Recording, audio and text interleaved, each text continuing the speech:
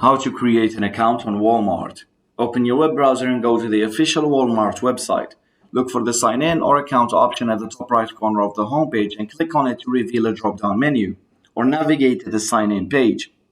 Once in the sign in page, you should see an option to create a new account. It may be labeled as Create Account, Sign Up, or something similar to this. Click on this option to proceed.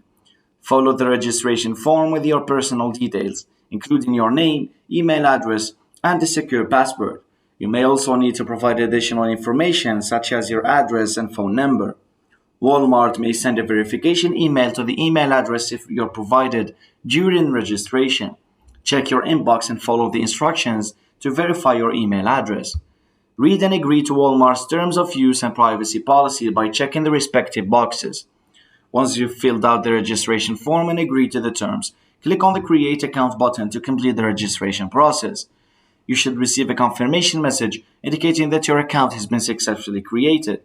After creating your account, you can log in to access your Walmart account dashboard, and from here, you can manage your personal information, view orders, and explore Walmart's products and services.